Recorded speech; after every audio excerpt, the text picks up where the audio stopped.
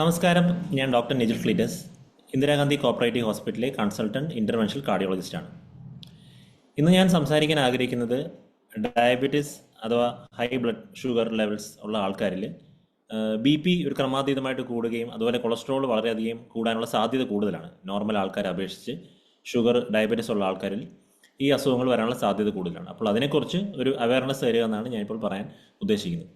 അപ്പോൾ നമുക്ക് അറിയാവുന്നൊരു കാര്യമാണ്, ഡയബറ്റീസ് എന്ന് പറഞ്ഞാൽ നമ്മുടെ ശരീരത്തിലെ ബ്ലഡ് ഷുഗർ കൂടുതലാണെന്നുള്ളതാണ് ഡയബറ്റീസ് എന്ന് പറഞ്ഞ അർത്ഥം. അപ്പോൾ പല ആൾക്കാരും നമ്മൾ പറയാറുണ്ട്, ഈ ഷുഗർ ലെവൽസ് ഉണ്ട്, ഹൈ ഷുഗർ ലെവൽസ് ആണ്, പക്ഷേ മരുന്നുകൾ കഴിച്ച് അതിപ്പോൾ കൺട്രോൾ ചെയ്തിട്ടുണ്ട്, അതുകൊണ്ട് മറ്റ് പ്രശ്നങ്ങളില്ല എന്നൊരു ധാരണ പലർക്കും ഉണ്ട്. കാരണം ഡയബറ്റീസ് മറ്റ് അസുഖങ്ങളൊന്നും വരാതെ അത് മാത്രമായിട്ട് നിൽക്കുന്ന ഒരു അസുഖമാണെന്ന് പലരും കരുതുന്നുണ്ട്. പക്ഷേ ഡയബറ്റീസ് ഒരിക്കലും ബ്ലഡ് ഗ്ലൂക്കോസ് ലെവലിൻ്റെ കാര്യം മാത്രമല്ല ഡയബറ്റീസിൽ വരുന്നത്. അത് ശരിക്കും ഹൈ ബി പി അതുപോലെ തന്നെ ഹൈ കൊളസ്ട്രോൾ ലെവൽസും ഇതിനോടൊപ്പം തന്നെ ചേർന്ന് വരാൻ സാധ്യതയുള്ള ഒരു അസുഖമാണ് ഡയബറ്റീസ്. അപ്പോൾ ഇത് മൂന്നും ഒരുമിച്ച് വരുന്ന സമയത്ത് എന്താ വരുന്നത് പറഞ്ഞാൽ അതിൻ്റെ റിസ്ക് വളരെയധികം കൂടുതലാണ്. നമുക്ക് ഹൈ ബ്ലഡ് ഷുഗർ ലെവൽസ് ഉള്ള ഒരാൾക്ക് അല്ലെങ്കിൽ ഡയബറ്റീസ് ഉള്ള ആൾക്ക് ഷുഗർ ലെവൽസ് കൺട്രോളിലായിട്ടിരുന്നാൽ പോലും ഇതിനോടൊപ്പം തന്നെ വരാൻ സാധ്യതയുള്ള അസുഖങ്ങളാണ്. ബി പി വളരെയധികമായി വർദ്ധിക്കാൻ സാധ്യതയുണ്ട്, കൊളസ്ട്രോൾ ലെവൽസ് കൂടാൻ സാധ്യതയുണ്ട്. അപ്പോൾ ഈ അസുഖങ്ങൾ ഡയബറ്റീസ്, ഡിസ്ലൈപ്പിഡീമിയ അഥവാ ഹൈ കൊളസ്ട്രോൾ ലെവൽസ്, അതുപോലെ തന്നെ ഹൈ ബി പി, ഇത് മൂന്നും ശരിക്കും ഹാർട്ടിൻ്റെ അസുഖം വരാനുള്ള റിസ്ക് ഫാക്ടേഴ്സാണ്, ഏറ്റവും പ്രധാനപ്പെട്ട റിസ്ക് ഫാക്ടേഴ്സാണ്. ഈ അസുഖങ്ങളെല്ലാം ഒരുമിച്ച് വരുമ്പോൾ ഉദാഹരണത്തിന് ഹൈ കൊളസ്ട്രോൾ ലെവൽസ് അല്ലെങ്കിൽ ഡിസ്ലൈപ്പിഡീമിയ എന്ന് പറയുന്ന അസുഖവും ഹൈപ്പർ ടെൻഷൻ അഥവാ ഹൈ ബി പി, ഇത് രണ്ടും ഒരുമിച്ച് വരുന്ന ഒരു കണ്ടീഷനാണ് ലൈപ്പിഡ് ടെൻഷൻ എന്ന് പറയുന്നത്, അല്ലെങ്കിൽ ലിപ്പിഡ് ടെൻഷൻ എന്ന് പറയുന്ന ഒരു അസുഖമാണ്. ഇത് രണ്ടും കൂടെ ചേർത്ത് നമ്മൾ വിളിക്കുന്ന ഒരു പേരാണിത്. അപ്പോൾ ഈ ലിപ്പിഡ് ടെൻഷൻ എന്ന് പറയുന്ന ഒരു കാര്യം ഇപ്പോഴത്തെ ഒരു അമേരിക്കൻ ഡയബറ്റിക് അസോസിയേഷൻ്റെ ലേറ്റസ്റ്റ് ഗൈഡ് ലൈൻസ് പ്രകാരം നമ്മൾ നോക്കിയാൽ ഹാർട്ട് അറ്റാക്ക് അതുപോലെ തന്നെ സ്ട്രോക്ക്, കിഡ്നിയുടെ അസുഖം, അതുപോലെ തന്നെ ഡയബറ്റീസ് ഉള്ള ആൾക്കാരിൽ കാഴ്ചയ്ക്ക് മങ്ങൽ, ഇതെല്ലാം ഉണ്ടാകാനുള്ള സാധ്യതയുള്ള ഒരു കാര്യമാണ് ഈ ലിപ്പിഡ് ടെൻഷൻ എന്ന് പറഞ്ഞ കാര്യം. നമ്മൾ നോക്കുവാണെങ്കിൽ ഡയബറ്റീസ് ഉള്ള ഒരു 10 പേരെടുത്ത് നോക്കിയാൽ ഒരു 6 തൊട്ട് 8 വരെ ആൾക്കാർക്ക് ബി പി ലെവൽസ് കൂടുതലായിരിക്കും. അപ്പോൾ ഈ ബി പി എന്ന് പറയുന്നത് ഒരു സൈലൻറ്റ് കില്ലറാണ്. നമുക്ക് ഒരിക്കലും ബ്ലഡ് പ്രഷർ ഒരു പരിധിയിലധികം കൂടി എന്ന് കരുതിയിട്ട് നമുക്ക് എന്തെങ്കിലും സിംറ്റംസ് ഉണ്ടാവണമെന്നില്ല. പല ആൾക്കാരും പറയാറുണ്ട് തലവേദന അതുപോലെ ഉള്ള പ്രശ്നങ്ങൾ, അത് വളരെയധികം ബി പി വർദ്ധിച്ചാൽ മാത്രമേ ചിലർക്ക് ഒരു ഓക്സിപിറ്റൽ ഹെഡേക്ക് അല്ലെങ്കിൽ തലയുടെ പുറഭാഗത്തായിട്ടൊരു ഹെഡേക്ക് ഒക്കെ തോന്നാറുള്ളൂ. പലപ്പോഴും ബ്ലഡ് പ്രഷർ നിങ്ങൾ ചെക്ക് ചെയ്ത് നോക്കിയാൽ മാത്രമേ നിങ്ങൾക്ക് ബി പി ഉണ്ടോ ഇല്ലെന്ന് മനസ്സിലാക്കാൻ സാധിക്കുകയുള്ളൂ. ഇതൊരു സൈലൻറ്റ് കില്ലറാണ്. അതിൻ്റെ പ്രശ്നങ്ങൾ വരുന്ന എപ്പോഴാണ്? ബി പി കാരണം ഹൃദയത്തിനെയോ അല്ലെങ്കിൽ കിഡ്നിയോ ബ്രെയിനിനൊക്കെ തകരാറുകൾ വരുമ്പോഴാണ് നമ്മൾ ഈ ബി പി കൂടുതലായിട്ടുണ്ടെന്ന് മനസ്സിലാക്കുക തന്നെ ചെയ്യുന്നത്. അപ്പോൾ ഒരു ലേറ്റസ്റ്റ് ഗൈഡ് ലൈൻസ് പ്രകാരം നമ്മൾ നോക്കിയാൽ ബി പി എപ്പോഴും ഒരു 130/80 എന്ന് പറയുന്ന ഒരു ലെവലിന് താഴെ നമ്മൾ കീപ്പ് ചെയ്യണം. സിസ്റ്റോളിക്ക് 130ഉം ഡയസ്റ്റോളിക്ക് 80-ന് താഴെയും കീപ്പ് ചെയ്യണം. ബി പി ഒരു പരിധിയിലധികം വർദ്ധിച്ചാൽ എന്താണ് പ്രശ്നം? എന്തുകൊണ്ടാണ് ബി പി താഴെ നിർത്തണമെന്ന് പറയുന്നത്? കാരണം എന്ന് പറഞ്ഞാൽ ബി പി ഒരു പരിധിയിലധികം കൂടിക്കഴിഞ്ഞാൽ രക്തക്കുഴലുകൾ കട്ടിയാവും. കാരണം എന്ന് പറഞ്ഞാൽ ഈ ഹൈ ബ്ലഡ് പ്രഷറിനെതിരെ വേണം ഈ ഹാർട്ട് പമ്പ് ചെയ്യാനും. ഈ രക്തക്കുഴൽ ഈ ഹൈ പ്രഷർ നിൽക്കുന്നിടത്തോളം രക്തക്കുഴൽ സ്റ്റിഫൻഡ് ആവും, അത് കട്ടി പിടിച്ച് വന്നിട്ട് അതുപോലെ തന്നെ ഹാർട്ടിന് കൂടുതൽ അധികമായിട്ട് വർക്ക് ലോഡ് വരും, കിഡ്നിക്ക് ഡാമേജ് വരും, കണ്ണിൻ്റെ രക്തക്കുഴലുകൾക്ക് ഡാമേജ് വരികയും എല്ലാം സംഭവിക്കാൻ സാധ്യതയുണ്ട്. അതുകൊണ്ട് തന്നെ എന്താണ്, നമ്മളൊരു ഡോക്ടറിനെ വിസിറ്റ് ചെയ്യുമ്പോൾ എപ്പോഴും നിർബന്ധമായിട്ടും ഒരിക്കലെങ്കിലും ബി പി ചെക്ക് ചെയ്യുക. അങ്ങനെ ചെക്ക് ചെയ്താൽ മാത്രമേ നമ്മൾ അറിയുകയുള്ളൂ നമുക്ക് ബി പി ഉണ്ടെന്ന്. പിന്നെ വീട്ടിൽ ബി പി അപ്പാരറ്റസ് ഇപ്പോൾ വളരെ കുറഞ്ഞ ചിലവിൽ നമുക്ക് മാർക്കറ്റിൽ അവൈലബിൾ ആണ്. Home B P apparatus available ആണ്. അത് വെച്ച് ബി പി നോക്കാനും വളരെ ലളിതമായിട്ടൊരു പ്രോസസ്സാണ്.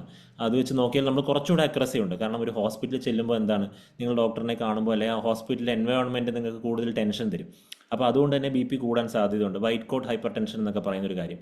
അപ്പോൾ നമ്മൾ വീട്ടിൽ അങ്ങനെയല്ല. വീട്ടിൽ നമ്മൾ റിലാക്സ്ഡ് ആയിട്ടിരിക്കുന്ന സമയത്ത് നമ്മൾ കുറച്ച് നേരം റെസ്റ്റ് എടുത്തതിന് ശേഷം മറ്റ് വർക്കൊന്നും ചെയ്യാതെ റിലാക്സ് ചെയ്തിരിക്കുന്ന സമയത്ത് ബി പി ചെക്ക് ചെയ്ത് നോക്കാം.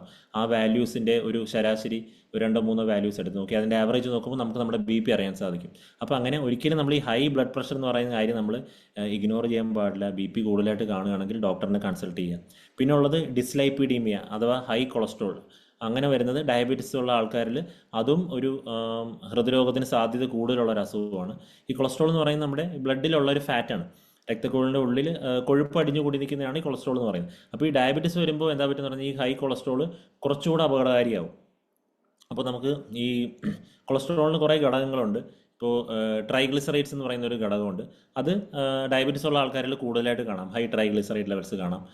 അതുപോലെ തന്നെ ഈ ആൽക്കോളിക്സ്, മദ്യപാനം ഉള്ള ആൾക്കാരിൽ ഹൈ ട്രൈഗ്ലിസറൈഡ് ലെവൽസ് കാണാം. അപ്പോൾ പിന്നെ അതിനേക്കാളും മോശമായിട്ടുള്ളൊരു കാര്യമാണ് എൽ ഡി എൽ കൊളസ്ട്രോൾ. ഈ എൽ ഡി എൽ കൊളസ്ട്രോൾ വളരെ ഈ പശപശപ്പുള്ള കൊളസ്ട്രോളാണ്, വളരെ കട്ടി ഉള്ള കൊളസ്ട്രോളാണ്, രക്തക്കുഴലിൽ പോയി ഒട്ടിപ്പിടിക്കുന്ന കൊളസ്ട്രോളാണ്. അതുപോലെ തന്നെ രക്തക്കുഴൽ ബ്ലോക്ക് ചെയ്ത് കളയുന്ന ഒരു കൊളസ്ട്രോളിൻ്റെ ഘടകമാണ് ഈ ബാഡ് കൊളസ്ട്രോൾ അഥവാ എൽ ഡി എൽ കൊളസ്ട്രോൾ എന്ന് പറയുന്നത്. പിന്നീടുള്ള നമ്മുടെ ശരീരത്തിലെ ഗുഡ് കൊളസ്ട്രോൾ എന്ന് പറയുന്നതാണ് എച്ച് ഡി എൽ കൊളസ്ട്രോൾ. ഈ എച്ച് ഡി എൽ കൊളസ്ട്രോൾ എന്താ ചെയ്യുന്നത് പറഞ്ഞാൽ ശരീരത്തിനുള്ളിൽ നിന്ന് രക്തക്കുഴലിനുള്ളിൽ നിന്ന് കൊഴുപ്പ് അത് എടുത്ത് മാറ്റിയിട്ട് ലിവറിൽ കൊണ്ടുപോകുന്ന കൊളസ്ട്രോൾ. അപ്പോൾ എച്ച് ഡി എൽ എത്ര കൂടുന്നോ അത്രയും നമുക്ക് നല്ലതാണ്, എൽ ഡി എൽ എത്ര കൂടുന്നോ അത്രയും നമുക്ക് മോശമാണ്, ട്രൈഗ്ലിസറൈഡ് എത്ര കൂടുന്നോ അത്രയും നമുക്ക് മോശമാണ്. അപ്പോൾ ഈ ഒരു ഡയബറ്റീസ് ഉള്ള ആൾക്കാരിൽ നമ്മൾ സ്വതവേ കാണുന്ന ഒരു രീതി എന്ന് വെച്ചാൽ അവരുടെ ട്രൈഗ്ലിസറൈഡ്സ് കൂടുതലായിരിക്കും, അവരുടെ എൽ ഡി എൽ കൊളസ്ട്രോള് വളരെ സ്മോൾ സ്റ്റിക്കി കൊളസ്ട്രോൾ എന്ന് പറയും. അത് എൽ ഡി എൽ കൊളസ്ട്രോൾ സാധാരണേനേക്കാളും കുറച്ചുകൂടെ ചെറുതായിരിക്കും. അതുപോലെ തന്നെ കുറച്ചുകൂടെ രക്തക്കുഴലിൽ പോയി ഒട്ടിപ്പിടിക്കാൻ സാധ്യതയുള്ള തരത്തിലുള്ള കട്ടിയുള്ള കൊളസ്ട്രോൾ ആയിരിക്കും. അതുപോലെ തന്നെ ഈ ഗുഡ് കൊളസ്ട്രോൾ എന്ന് പറയുന്ന എച്ച് ഡി എൽ കുറവായിരിക്കും. ഈ 3 കാര്യങ്ങളും കൂടെ ചേർന്ന് വരുന്ന ഒരു കണ്ടീഷനാണ് ഡയബറ്റിക് ഡിസ്ലൈപ്പിഡീമിയ എന്ന് പറയും. അത് ഡയബറ്റീസ് ഉള്ളവരിൽ കാണുന്ന ഒരു കൊളസ്ട്രോളിൻ്റെ പാറ്റേൺ ആണിത്. ഇത് വരുമ്പോൾ സാധാരണയിൽ കൂടുതലായിട്ട് ഹാർട്ട് ഡിസീസ് ഉണ്ടാവാനും സ്ട്രോക്ക് ഉണ്ടാവാനും രക്തക്കുഴൽ ചുരുങ്ങാനും കട്ടി പിടിക്കാനും ഒക്കെ സാധ്യത കൂടുതലാണ്. അപ്പോൾ നമ്മളിത് അറിയുന്നില്ലെങ്കിൽ പോലും ഈ ഒരു ഡാമേജ് നമുക്ക് ഓരോ ദിവസവും നടന്നുകൊണ്ടിരിക്കുകയാണ്. അപ്പോൾ അങ്ങനെയുള്ളപ്പോൾ നമ്മൾ എന്താ ചെയ്യേണ്ടത്? ലൈപ്പിഡ് പ്രൊഫൈൽ എന്ന് പറയുന്ന ഒരു ടെസ്റ്റ് ഉണ്ട്. ഇത് ചെയ്ത് നോക്കിയാൽ നമുക്ക് നമ്മുടെ ഈ ഗുഡ് കൊളസ്ട്രോൾ, ട്രൈഗ്ലിസറൈഡ്, അതുപോലെ തന്നെ bad cholesterol, L D L, ഇവയെല്ലാം നമുക്ക് അറിയാൻ സാധിക്കും. അപ്പോൾ അങ്ങനെ നമ്മൾ കൊളസ്ട്രോളിൻ്റെ ലെവൽസ് കണ്ടെത്തിയതിന് ശേഷം അതിൻ്റെ ഒരു അളവ് ഒരു നിശ്ചിത അളവിൽ കൂടുതലാണെങ്കിൽ നമ്മൾക്ക് സ്റ്റാറ്റിൻസ് എന്ന് പറയുന്ന മരുന്നുകൾ നമ്മൾ കഴിച്ച് തുടങ്ങേണ്ടത് വളരെ അത്യാവശ്യമാണ്. അപ്പോൾ ഇത് കൊളസ്ട്രോൾ നമ്മൾ കണ്ടിട്ട് നമ്മൾ അത് അങ്ങനെ അവഗണിക്കേണ്ട ഒരു കാര്യമല്ല. കാരണം ഈ കൊളസ്ട്രോൾ ലെവൽസ് കൂടി എന്ന് കഴിഞ്ഞാൽ ഒരു കാലഘട്ടം കഴിഞ്ഞാൽ, കുറച്ച് നാളിലധികം കഴിഞ്ഞാൽ രക്തക്കുഴലിനുള്ളിൽ ഇത് അടിഞ്ഞുകൂടി കൊഴുപ്പ് അടിഞ്ഞുകൂടിയിട്ട് സ്ട്രോക്ക്, ഹൃദയത്തിൻ്റെ അസുഖം, മറ്റ് പല അസുഖങ്ങളിലേക്ക് നയിക്കുന്ന ഒരു ഭീകരനായിട്ടുള്ള കാര്യമാണ് ഈ ഡിസ്ലൈപ്പിഡീമിയ. അപ്പോൾ നമ്മൾ ഈ കൊളസ്ട്രോളിൻ്റെ ലെവൽസ് നമ്പേഴ്സ് അറിഞ്ഞിരിക്കണം. ഓരോ അസുഖം വരുമ്പോൾ നമുക്ക് കൊളസ്ട്രോൾ എത്രയിൽ കൂടുതൽ വന്നു കഴിഞ്ഞാണ് പ്രശ്നം എന്നുള്ളത് അത് മനസ്സിലാക്കിയിരിക്കേണ്ട ഒരു കാര്യമാണ്. അപ്പോൾ നമ്മുടെ L D L cholesterol levels സാധാരണഗതിയിൽ നമ്മളൊരു 100 നോർമൽ മറ്റ് അസുഖങ്ങളില്ലാത്തവരിലാണെങ്കിൽ ഇപ്പോൾ പറയുന്നൊരു 110 താഴെ കീപ്പ് ചെയ്യണമെന്ന് പറയണം. അതുപോലെ തന്നെ ട്രൈഗ്ലിസറൈഡ് ലെവൽസ് നമ്മുടെ ശരീരത്തിൽ 200 ലെവൽ താഴെ നിൽക്കണം.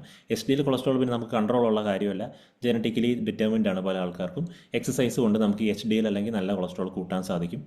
അപ്പോൾ ഇത് ഇങ്ങനെയുള്ള മെഡിസിൻസ് നമ്മൾ ഉദാഹരണത്തിന് നമുക്ക് കൊളസ്ട്രോൾ ലെവൽസ് വളരെ അധികമായിട്ടുണ്ടെങ്കിൽ മരുന്നുകൾ കഴിച്ചു തുടങ്ങേണ്ടത് അത്യാവശ്യമാണ്. ഡോക്ടറുടെ ഒരു നിർദ്ദേശപ്രകാരം കഴിച്ചു തുടങ്ങുക. അതിൻ്റെ ലെവൽസ് നോക്കിയിട്ട് മരുന്നിൻ്റെ അളവ് കൂട്ടുകയോ കുറയ്ക്കുകയോ നമുക്ക് ചെയ്യാം. പിന്നീടുള്ള നമ്മുടെ ജീവിതത്തിൽ ഉണ്ടാക്കേണ്ട ലൈഫ് സ്റ്റൈൽ മോഡിഫിക്കേഷൻസ്, ഈ മരുന്ന് കഴിക്കുന്ന മാത്രമല്ല ജീവിതത്തിലുണ്ടാകുന്ന ചിട്ടയായിട്ടുള്ള ഒരു ജീവിതശൈലിയാണ് വളരെ പ്രധാനപ്പെട്ട കാര്യം. അതിൽ ഇമ്പോർട്ടൻറ്റ് കാര്യം എന്ന് പറഞ്ഞാൽ നമ്മുടെ ഡയറ്റിൽ വരേണ്ടത് സോൾട്ട് ഇൻടേക്ക് കുറയ്ക്കുക. അത് നമ്മൾ ഒരു ടീസ്പൂൺ സോൾട്ടിന് മേളിൽ ഒരു ദിവസം ഉപയോഗിക്കാൻ പാടില്ല. നമ്മൾ സാധാരണഗതിയിൽ വളരെയധികം അതിൽ കൂടുതൽ നമ്മൾ ഉപയോഗിക്കുന്നുണ്ട് നമ്മുടെ ഇന്ത്യൻ ഡയറ്റിൽ. അപ്പോൾ അത് വളരെ ശ്രദ്ധിച്ച് ഒരു ആഡഡ് സോൾട്ട് എപ്പോഴും വളരെയധികം മിനിമൈസ് ചെയ്യുക. ഫ്രൈഡ് ഫുഡ്, നമ്മൾ ഈ കൊഴുവ്, നമ്മുടെ വറുത്തതും പൊരിച്ചതുമായിട്ടുള്ള ഭക്ഷണം, ഈ junk food items, snacks, bakery items, red meat, പിന്നെ ട്രാൻസ് ഫാറ്റ് കണ്ടെയ്നിങ് ആയിട്ടുള്ള ഈ ബേക്കറി പ്രോഡക്ട്സ്, അതുപോലത്തെ സാധനങ്ങളൊക്കെ നമ്മൾ അവോയ്ഡ് ചെയ്യുക ടോട്ടലി. കൂടുതലായിട്ട് നമ്മൾ പച്ചക്കറികൾ കഴിക്കുക, ഫ്രൂട്ട്സ് കഴിക്കുക, പിന്നെ ഹോൾ ഗ്രെയിൻസ് കഴിക്കുക, അതുപോലെ തന്നെ പയർവർഗ്ഗങ്ങൾ, ഇതെല്ലാം. പിന്നെ ലീൻ പ്രോട്ടീൻ സോഴ്സസ് കൂടുതലായിട്ട് യൂസ് ചെയ്യുക. അതായത് ചിക്കൻ, ഫിഷ്, ഇതെല്ലാം ചിക്കൻ്റെ സ്കിൻ കളഞ്ഞിട്ട് യൂസ് ചെയ്യുക. അപ്പോൾ ഇതെല്ലാം യൂസ് ചെയ്യുമ്പോൾ നമുക്ക് ഒരു ഹെൽത്തി ഡയറ്റ്, ഒരു ലൈഫ് സ്റ്റൈലിലേക്ക് നമുക്ക് പോകാൻ സാധിക്കും. പിന്നെ ഓയിലിൻ്റെ ഉപയോഗം നമ്മളെപ്പോഴും നമ്മൾ യൂസ് ചെയ്യേണ്ടത് പോളി അൺസാച്ചുറേറ്റഡ് ഫാറ്റി ആസിഡ്സ് ഉള്ള ഓയിലാണ് നമ്മൾ യൂസ് ചെയ്യേണ്ടത്. സാച്ചുറേറ്റഡ് ഫാറ്റ്സ് ഒഴിവാക്കുക. അപ്പോൾ ഇതിനകത്ത് ഈ ഓയിലിൽ പെടുന്ന നമ്മൾക്ക് ഹെൽത്തി ആയിട്ടുള്ള ഓയിൽസ് എന്ന് പറഞ്ഞാൽ ഏതാണ്? ഒലീവ് ഓയിൽ വരും, സൺഫ്ലവർ ഓയിൽ വരും, ഗ്രൗണ്ട് നട്ട് ഓയിൽ വരും, മസ്റ്റാർഡ് ഓയിൽ വരും. അപ്പോൾ ഇതെല്ലാമാണ് ഹെൽത്തി ആയിട്ടുള്ള ഓയിൽസ്. പിന്നെ ഹെൽത്തി ഓയിൽ എന്ന് പറഞ്ഞാൽ എത്ര വേണമെങ്കിലും ഉപയോഗിക്കാമെന്നല്ല അതിൻ്റെ അർത്ഥം. ഹെൽത്തി ആയിട്ടുള്ള ഓയിൽസ് പോലും വളരെ മിനിമൽ ക്വാണ്ടിറ്റിയിൽ മാത്രം യൂസ് ചെയ്യുക എന്നുള്ളതാണ്. അപ്പം അങ്ങനെ ഒരു കാര്യം. പിന്നെ എക്സസൈസ് എന്നുള്ളത് ഏറ്റവും പ്രധാനപ്പെട്ടൊരു കാര്യമാണ്. നമ്മുടെ ശരീരത്തിന് ഈ ഡയറ്റ് പോലെ തന്നെ ഏറ്റവും പ്രധാനപ്പെട്ട ഒരു കാര്യമാണ് എക്സസൈസ് ചെയ്യുക. ഒരു മിനിമം എക്സസൈസ് എന്ന് പറയുന്നത് ഒരാൾ ദിവസേന 30 മിനിറ്റ് എക്സസൈസ് ചെയ്യുക, ആഴ്ചയിൽ 5 ദിവസമെങ്കിലും എക്സസൈസ് ചെയ്യുക എന്നുള്ളതാണ് മിനിമം റിക്വയർമെൻറ്റ്.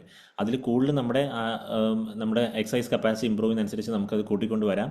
ഭയങ്കരമായ സ്ട്രെനുവസ് എക്സസൈസ് ചെയ്യണമെന്ന് എങ്ങും നിർദ്ദേശിക്കുന്നില്ല.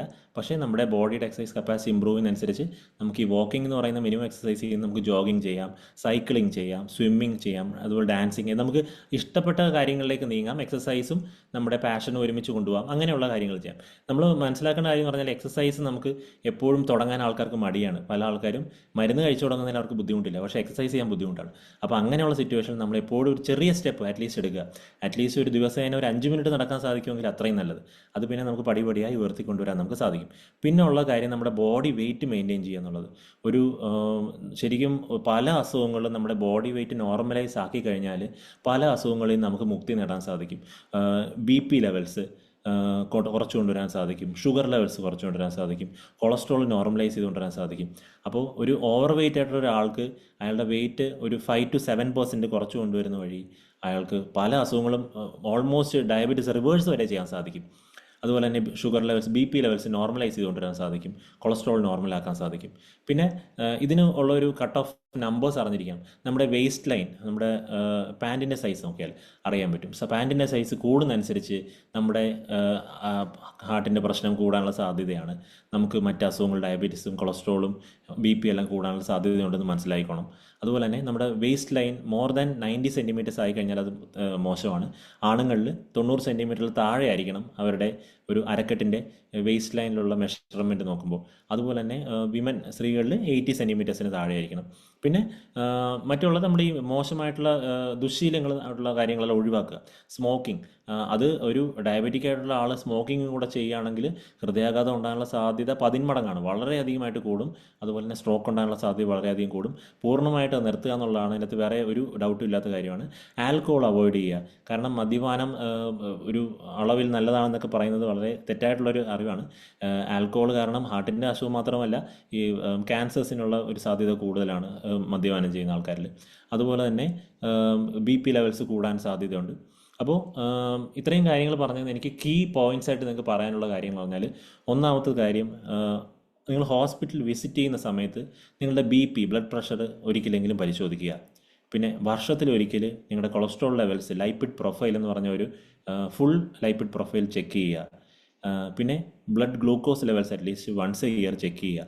പിന്നെ ഇത് ടെസ്റ്റുകൾ ചെയ്തതിന് ശേഷം നിങ്ങൾക്ക് മരുന്നുകൾ കഴിച്ചു തുടങ്ങണമെന്ന് ഡോക്ടർ നിർദ്ദേശിക്കുകയാണെങ്കിൽ അത് കൃത്യമായിട്ട് കഴിച്ചു തുടങ്ങുക. കൃത്യമായിട്ടുള്ള ഇടവേളകളിൽ ഡോക്ടറിനെ കൺസൾട്ട് ചെയ്യുകയും മരുന്നിൻ്റെ ഡോസ് കൂട്ടുകയോ കുറയ്ക്കുകയോ അത് ഡോക്ടറുടെ നിർദ്ദേശപ്രകാരം ചെയ്യുക. അപ്പോൾ ഒരു കൃത്യമായ ഒരു ലൈഫ് സ്റ്റൈൽ കൊണ്ടുവരികയും മരുന്നുകളുടെ ഉപയോഗം വേണമെങ്കിൽ അതും കൂടെ ചെയ്തു വരുന്ന വഴിയിൽ നമുക്ക് നമ്മുടെ ഹൃദയത്തെ വളരെ ആരോഗ്യകരമായിട്ട് പ്രൊട്ടക്റ്റ് ചെയ്യാൻ സാധിക്കും. അപ്പോൾ വളരെ പ്രോപ്പർ കെയറോടെ നമ്മൾ നമ്മുടെ കാര്യങ്ങൾ, ഈ പറഞ്ഞ കാര്യങ്ങളൊക്കെ നമ്മൾ പാലിച്ചു പോവുകയാണെങ്കിൽ വളരെ ഒരു ഹെൽത്തി ലൈഫ്, ആക്റ്റീവ് ലൈഫ് നമുക്ക് മുന്നോട്ട് കൊണ്ടുപോകാൻ സാധിക്കും. ഡയബറ്റീസ് ഉള്ള ആൾക്കാരിൽ പോലും ഒരു പ്രശ്നവുമില്ലാതെ വളരെ ഒരു ആക്റ്റീവ് ഹെൽത്തി ലൈഫ് സ്റ്റൈൽ അവർക്ക് മുന്നോട്ട് കൊണ്ടുപോകാൻ സാധിക്കും. എല്ലാവർക്കും നന്ദി, നമസ്കാരം.